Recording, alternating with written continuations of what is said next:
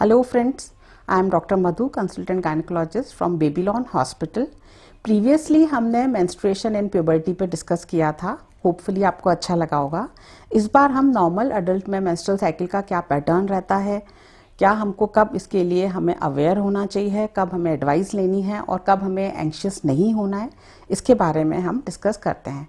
तो फर्स्ट हम बताएंगे कि नॉर्मल पीरियड कितने डेज का होना चाहिए. तो नॉर्मली जो पीरियड है वो 25 to 35 डेज का होना चाहिए. बट अगर पीरियड लेस देन 3 वीक्स का होता है, दैट इज़ 22 डेज से कम का है, तो ये हमारे लिए वरीसम है और हमें डॉक्टर से एडवाइस लेनी पड़ेगी, क्योंकि इसके साइड इफ़ेक्ट्स बॉडी में बहुत ज़्यादा हैं. या फिर ये पीरियड 35 डेज से ज़्यादा का है, तो इस टाइम भी हमें कुछ प्रॉब्लम्स हैं जिसकी वजह से हमें ये एडवाइस लेनी पड़ सकती है. तो मेनली जो पीरियड का जो ये लेंथ है ये किस पे डिपेंड करती है, आपके हार्मोन्स पे. तो अगर कहीं ना कहीं अगर हार्मोन बैलेंस ठीक है तो इसका मतलब हमारे पीरियड रेगुलर आएंगे. हो सकता है किसी फीमेल में ये 25 डेज का साइकिल हो, किसी में 30 डेज का हो, किसी में 35 डेज का. बट अगर ये रेगुलरिटी मेंटेन कर रहा है, इसका मतलब आपका हार्मोनल बैलेंस नॉर्मल चल रहा है, आपका ओव्यूलेशन टाइम पे हो रहा है, और इसके लिए फिर हमें चाहे 35 डेज हो या 25 डेज उससे फ़र्क नहीं पड़ रहा है. ठीक है. सेकेंड हम बात करेंगे कि और हम मेंस्ट्रुअल साइकिल को काउंट कैसे करते हैं. That is first day of your cycle to next first day of next cycle, that is a one cycle which we have count. So we count always from first day of the cycle, right.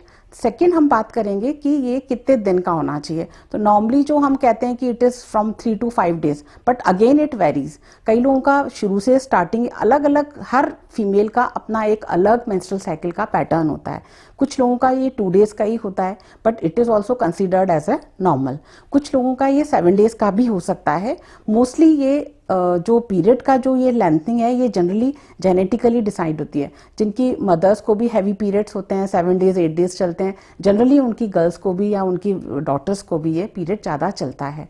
पर normally हम जो मानते हैं कि अगर it is more than 8 days तो आपके लिए ये वरीसम है, तो हमको ये एडवाइस लेनी पड़ेगी. या फिर it is less than 2 days या फिर 1 डे या फिर ओनली स्पॉटिंग होती है, इसका मतलब कहीं ना कहीं हमारे साथ प्रॉब्लम चल रही है, तो हमें इसके लिए डॉक्टर से एडवाइस लेना जरूरी है. थर्ड थिंग है कि अमाउंट ऑफ ब्लड कितना होना चाहिए. तो नॉर्मली जो हम कहते हैं कि it is 30 to 50 ml is a normal amount blood loss होता है पर डे.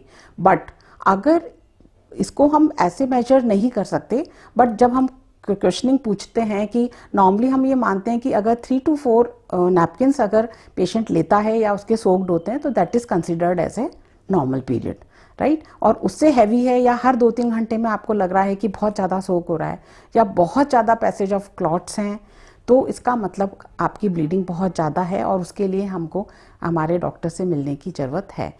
अच्छा, उसके बाद है कि जनरली पेनलेस पीरियड्स होते हैं, बट कुछ फीमेल्स को शुरू से स्टार्टिंग से ही बहुत पेनफुल पीरियड होते हैं, तो हम उसको नॉर्मल मानते हैं, क्योंकि ज़्यादातर जो ये पेन है वो सबसाइड हो जाता है जब फर्स्ट डिलीवरी आपकी हो जाती है. बट अगर पहले नॉर्मल आपको पेन नहीं होता है और लेटर ऑन पेन डेवलप होता है, इसका मतलब कोई ना कोई प्रॉब्लम आपको स्टार्ट हो गई हो, चाहे वो फाइब्रॉइड हो सकता है या आपको पेल्विक इन्फेक्शन हो सकता है या कोई पॉलिप हो सकता है, तो उसके लिए हमें एडवाइस लेने की ज़रूरत है.